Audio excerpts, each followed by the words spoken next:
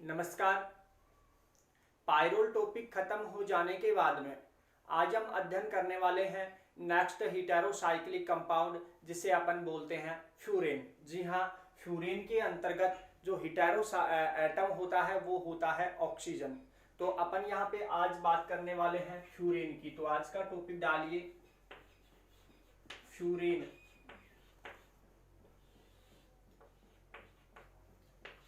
देखिए फ्यूरेन क्या होता है। ये भी एक 5 मेंबर्ड युक्त सदस्य है और इसमें हीटेरोसाइक्लिक कंपाउंड है और इसके अंतर्गत जो हीटेरो एटम है या विषम जो एटम है वो होता है ऑक्सीजन। ऑक्सीजन पर उपस्थित होते हैं 2 लोन पेयर और इस प्रकार से ये एक रिंग होती है 5 मेंबर्ड युक्त हीटेरोसाइक्लिक कंपाउंड की। तो यहाँ पे एक 5 मेंबर है, यानी जिसमें 4 कार्बन है और एक ऑक्सीजन हीटेरो एटम के रूप में प्रेजेंट है। तो यहाँ पे देखिए इसे अपन बोलते हैं क्या भाई, फ्यूरेन। तो यदि मैं फ्यूरेन की स्ट्रक्चर की बात करूंगा, आगे इसकी एरोमेटिसिटी की बात करूंगा, तो इसकी सामान्य स्ट्रक्चर की बात यदि मैं करता हूं तो देखिए प्रत्येक के साथ में एक एक हाइड्रोजन इस प्रकार से इसकी स्ट्रक्चर में जुड़ा हुआ है। यदि यहां पे मैं बात करता हूं इसकी एरोमेटिसिटी की, तो क्या ये कंपाउंड एरोमेटिक है या एंटी एरोमेटिक है या फिर नॉन एरोमेटिक है, इस बात का डिसाइड हम यहाँ पे करते हैं। तो इस फ्यूरेन की स्ट्रक्चर को बनाइए और इसके बाद में लिख लीजिएगा फ्यूरेन की एरोमेटिकता।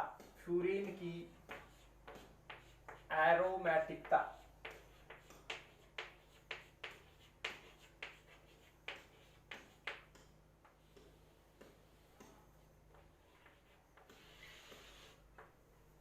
एरोमेटिसिटी की यदि मैं बात कर रहा हूं तो कुछ अपने को रूल पता होने चाहिए और वो कौन से रूल है उसके ऊपर हम यहाँ पे चर्चा करते हैं। तो एरोमेटिक कंपाउंड किसे कहेंगे कि वो हकल रूल के 4n+2 पाई इलेक्ट्रॉनों का वो पालन करना चाहिए, उसके प्रत्येक एटम का संकरण sp2 होना चाहिए, उसमें सतत चक्रीय अनुनाद वो प्रदर्शित करना चाहिए और वो किस प्रकार की अभिक्रिया देगा, इलेक्ट्रोफिलिक सब्स्टिट्यूशन रिएक्शन वो एटम या फिर वो कंपाउंड प्रदर्शित करता है। तो ये सभी प्रॉपर्टीज एक एरोमेटिक कंपाउंड की होती हैं। तो यहाँ पे देखिए अपन डिसाइड कर लेते हैं। तो आप देखिए यहाँ पे प्रत्येक एटम का संकरण यहाँ पे क्या है, sp2 है। देखिए यहाँ पे 3 सिग्मा बॉन्ड हो जाता है और एक पाई बॉन्ड। तो इस प्रकार से 3 सिग्मा बॉन्ड होने के कारण यहाँ पे क्या होता है, संकरण sp2। इस कार्बन का भी संकरण क्या हो जाता है, sp2, और इस कार्बन का भी संकरण sp2 और इस कार्बन का संकरण भी sp2। तो यहाँ पे देखिए आपको ऑक्सीजन एटम नजर आ रहा होगा। तो इस ऑक्सीजन की बात करता हूं मैं। तो यहाँ पे देखिए ये वाला जो लोन पेयर है, ये वाला जो लोन पेयर है ये रेजोनेंस में पार्टिसिपेट कर जाता है, क्योंकि यहाँ पे देखिए लोन पेयर है, सिंगल बॉन्ड है और फिर डबल बॉन्ड है। ऐसी कंडीशन में लोन पेयर का शिफ्ट हमेशा पाई बॉन्ड की तरफ हो जाता है। तो जिसके कारणवश से देखिए इस लोन पेयर को अपन काउंट नहीं करते हैं। तो यहाँ पे देखिए इसकी निश्चितता डिसाइड नहीं है कि ये लोन पेयर है, वो कंप्लीट रिंग में मूव होता रहता है। इस प्रकार से हम इस लोन पेयर को काउंट नहीं करते हैं। तो केवल इसको नहीं कर पाएंगे अपन, तो इसे मैं कह सकता हूं कि ये किस में भाग ले लेता है, संक यानी कि रेजोनेंस में पार्टिसिपेट है ना। तो रेजोनेंस में भाग लेता है ये वाला। जबकि ये वाला जो लोन पेयर है ये स्थायीकृत है, यानी कि स्टेबलाइज्ड है, अर्थात स्थायीकृत है, ये संकरण में भाग लेता है। तो इसे मैं बोल सकता हूं स्थायीकृत लोन पेयर। वो किस प्रकार से अपन इसकी वीबीटी स्ट्रक्चर बनाएंगे, ऑर्बिटल स्ट्रक्चर बनाएंगे, तो आप आसानी से समझ पाएंगे कि ये वाला स्थायीकृत लोन पेयर क्यों कहा गया और ये वाला जो रेजोनेंस में पार्टिसिपेट भाग ले रहा है तो ये क्यों कहा गया। ऐसी बातें अपन इसकी वीबीटी स्ट्रक्चर और ऑर्बिटल स्ट्रक्चर में आसानी से समझ पाएंगे। तो देखिए यहाँ पे ये रेजोनेंस में भाग लेने के कारण इसको काउंट नहीं कर रहे, लेकिन ये किस में भाग ले रहा है, संकरण में भाग ले रहा है। इसकी वीबीटी स्ट्रक्चर से ज्ञात होगा कि किस प्रकार से ले रहा है। तो यहाँ पे सबसे पहले यदि मैं संकरण को डिसाइड करता हूं तो केवल एक लोन पेयर और 2 सिग्मा बॉन्डों के आधार पर ही मैं क्या कर सकता हूं, यहाँ पे संकरण का निर्धारण कर सकता हूं। इस लोन पेयर को काउंट क्यों नहीं किया गया है, क्योंकि ये किस में भाग ले रहा है, रेजोनेंस में भाग ले रहा है। इसी कारणवश से इस ऑक्सीजन एटम का जो संकरण हो जाता है वो क्या हो जाता है, sp2। तो हमारी फर्स्ट शर्त भी क्या थी कि किसी एरोमेटिक कंपाउंड में क्या होनी चाहिए कि प्रत्येक एटम का, तो यहां पे देखिए प्रत्येक एटम का संकरण क्या है भाई, sp2। तो यहां भी अपन यूं कह सकते हैं कि फ्यूरेन के प्रत्येक एटम का संकरण क्या है, sp2 है। दूसरी कंडीशन, इसमें क्या होना चाहिए, सतत चक्रीय अनुनाद उपस्थित होना चाहिए, यानी साइक्लिक जो कंटिन्यूअस साइक्लिक रेजोनेंस है यानी कि CCR प्रेजेंट होना चाहिए। तो देखिए किस प्रकार से हो सकता है इसमें रेजोनेंस, बिल्कुल ये जो लोन पेयर है वो हमेशा पाई बॉन्ड की तरफ शिफ्ट होगा। तो ये जो लोन पेयर है इधर शिफ्ट होगा, तो ये बॉन्ड के इलेक्ट्रॉन इधर शिफ्ट होंगे और इस बॉन्ड के इलेक्ट्रॉन इधर शिफ्ट होंगे। यानी कि मैं यूं कह सकता हूं कि ये जो लोन पेयर है वो कंप्लीट रिंग में डीलोकेलाइज्ड होंगे, विस्थानीकृत होंगे, अस्थानीकृत होंगे। अस्थानीकृत मैंने इसलिए बोला क्योंकि स्थानीकृत नहीं मतलब अस्थानीकृत होंगे, और हिंदी में वी का मतलब नहीं से है, तो विस्थानीकृत मतलब यहां से अपना स्थान छोड़कर जाएंगे। तो इस प्रकार से कंप्लीट रिंग में डीलोकेलाइज्ड होंगे। तो यहाँ पे देखिए कह सकते हैं कि फ्यूरेन में क्या प्रेजेंट है, CCR। मैं शॉर्ट फॉर्म में लिख देता हूं, सतत चक्रीय अनुनाद। आप किस प्रकार से लिख सकते हैं कि फ्यूरेन में सतत चक्रीय अनुनाद उपस्थित होता है।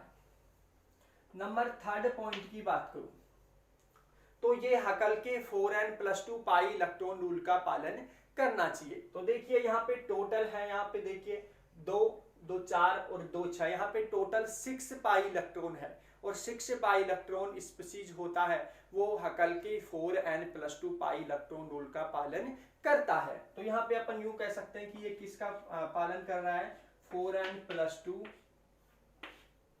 पाई इलेक्ट्रॉन रूल ओबे, या जिसे अपन क्या बोल सकते हैं, पालन कर रहा है। तो अपन यूं कह सकते हैं, ये पॉइंट 3rd पॉइंट में आप क्या लिखेंगे कि फ्यूरेन है जो हकल के 4n+2 पाई इलेक्ट्रॉन रूल का पालन करता है।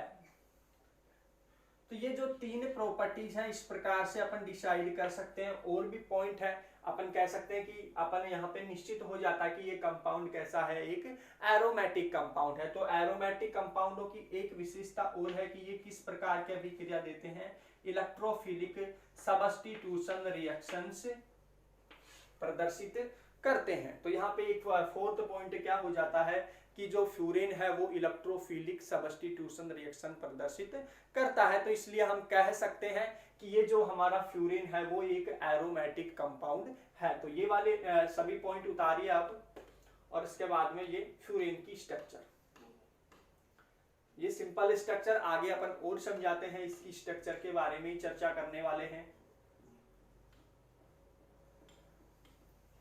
तो देखिए अब अगर नेक्स्ट पॉइंट की बात करूं तो आगे आप टॉपिक यहाँ पे इसी में डाल सकते हैं कि फ्यूरेन की स्ट्रक्चर।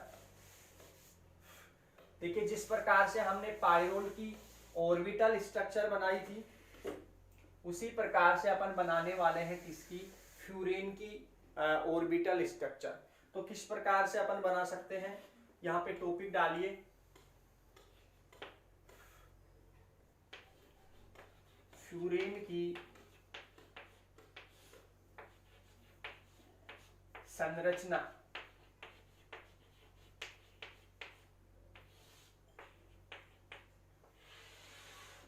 देखिए फ्यूरेन की स्ट्रक्चर के ऊपर एनालिसिस करेंगे अपन, इसकी वीबीटी स्ट्रक्चर को जानेंगे, इसकी ऑर्बिटल स्ट्रक्चर्स के अंतर्गत इसकी सिग्मा ऑर्बिटल स्ट्रक्चर को जानेंगे, और इसकी पाई ऑर्बिटल स्ट्रक्चर को अपन जानने वाले हैं। तो यहाँ पे देखिए सिंपल यदि मैं बात करूं तो फ्यूरेन हमारा 5 मेंबर युक्त स्पीशीज है। इस प्रकार से हमें पता है कि इसके प्रत्येक एटम का क्या है, संकरण sp2 है। तो यहाँ पे ज्योमेट्री ट्राइगोनल प्लेनर होती है। तो यहाँ पे देखिए अपन देख पा रहे होंगे कि यहाँ पे हाइड्रोजन्स की संख्या की बात करूं, यहाँ पे मैं बात करूं हाइड्रोजन्स, तो यहाँ पे हाइड्रोजन्स की संख्या कितनी है भाई, 4 है। ऑक्सीजन एटम कितने हैं, 1 है। और यहाँ पे यदि मैं बात करूं कार्बन्स की संख्या की, तो यहाँ पे कार्बन कितने हैं, 4 है। तो देखिए सबसे पहले इसकी वीबीटी स्ट्रक्चर बना लेते हैं अपन। तो यहाँ पे कार्बन की मैं बात करता हूं सबसे पहले। तो यहाँ पे देखिए कार्बन हो गया, तो कार्बन का क्योंकि जो संकरण है वो हमेशा केवल एक एटम का निकलता है, तो अपन सबसे पहले कार्बन के संकरण को निकालते हैं। देखिए सबसे पहले हमने डिसाइड कर लिया है कि देखिए यहाँ पे जो संकरण है वो क्या है, एक sp2 संकरण है।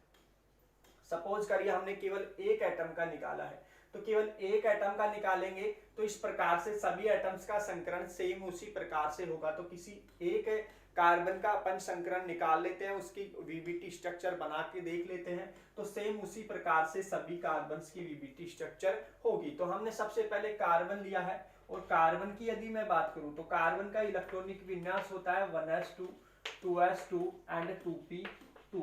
इसके आउटर मोस्ट शेल में 4 इलेक्ट्रॉन होते हैं। तो यहाँ पे देखिए ये 2s वाला हो जाता है, एंड p ऑर्बिटल्स में 3 होते हैं। और तो यहाँ पे देखिए तो 2s में 2 इलेक्ट्रॉन एंड 2p, और 2p में कितने हैं भाई, यहाँ पे इस प्रकार से 2 इलेक्ट्रॉन है। तो यहाँ पे आप देख पा रहे होंगे कि इस 2s के अंतर्गत 2 है और 2p के अंतर्गत भी कितने हैं, 2 है। और यहाँ पे दोनों किस में है भाई, अलग अलग ऑर्बिटल्स में है। ये px में है एंड ये किस में है, py के अंतर्गत है। तो यहाँ पे मैं बात करूं ये इसकी हो जाती है gs, मतलब ग्राउंड स्टेट में बात कर रहा हूं। तो ये इलेक्ट्रॉन है जो क्या करता है, एनर्जी पाकर, यानी कि ये इलेक्ट्रॉन एनर्जी का अवशोषण करके किसमें चला जाता है, 2pz के अंतर्गत ये चला जाता है। तो इसकी एक्साइटेड स्टेट यदि मैं बनाना चाहूँ वीबीटी स्ट्रक्चर में, तो ये 2s हो गया, और 2s में रहते हैं केवल एक इलेक्ट्रॉन। इसे एक इलेक्ट्रॉन ने क्या किया भाई, 2p के अंतर्गत स्थानांतरण कर लिया। तो 2px में बच गया एक, 2py में शेष बच गया एक, एंड 2pz में रह गया एक। अब ये आपस में क्या करते हैं भाई, ओवरलैपिंग करते हैं और संकरित कक्षकों का निर्माण करते हैं। तो देखिए एक s और कितने भाई, 3p। तो यहाँ पे देखिए संकरण का निर्धारण किया था हमने, सबसे पहले क्या था संकरण, sp2। तो यहाँ पे 3 ना होकर केवल 2 p के संकरण में भाग ले पाएंगे, तो एक s एंड 2 p कक्षक यहाँ पे ओवरलैपिंग में भाग लेकर उतनी ही एनर्जी के समान संकरित कक्षकों का निर्माण करेंगे। जबकि ये 2pz वाला है, ये 2pz वाला है, इसने संकरण में भाग नहीं लिया है।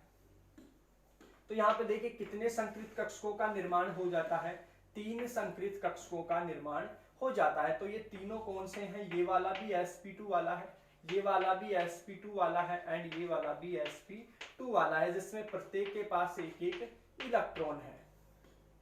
जबकि 2pz वाला है, ये 2pz वाला हो गया, और इसका क्या है, इसमें क्या है भाई, केवल एक इलेक्ट्रॉन है, इसने संकरण में भाग नहीं लिया है। तो इसे अपन क्या बोल सकते हैं,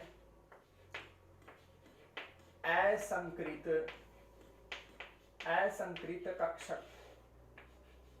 अर्थात ये क्या काम आता है, पाई बॉन्ड को बनाने में काम आता है। तो पाई बॉन्ड का फॉर्मेशन असंकृत कक्षकों के द्वारा ही होता है। तो हमें वो नहीं बात अभी समझनी है, पहले हमें संकृत कक्षकों के ऊपर ध्यान देना है। तो यहाँ पे देखिए हमें पता है, यदि इसकी ज्योमेट्री की बात करूं तो sp2 की ज्योमेट्री किस प्रकार से होगी, तो देखिए ट्राइगोनल प्लेनर स्ट्रक्चर होगी इस प्रकार से। तो ये जो ज्योमेट्री है देखिए, इसमें हमारे पास में केवल एक कार्बन की बात कर रहे हैं,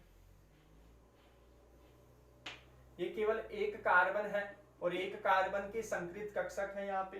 तो ये भी देखिए आप, ये sp2 वाला हो गया, ये भी sp2 वाला संक्रित कक्षक का ऑर्बिटल्स हो गया और ये भी sp2 वाला संक्रित कक्षक का निर्माण हो गया। तो ये इसकी छोटी लोब्स यहाँ पे मैं प्रदर्शित कर देता हूँ इस प्रकार से। तो ये एक संक्रित कक्षक हो गया जिसमें क्या है भाई, एक इलेक्ट्रॉन sp2 में, दूसरे वाले sp2 में एक इलेक्ट्रॉन और यहाँ पे तीसरे वाले में भी एक इलेक्ट्रॉन, इस प्रकार से। तो ये एक संक्रित कक्षक हो गया।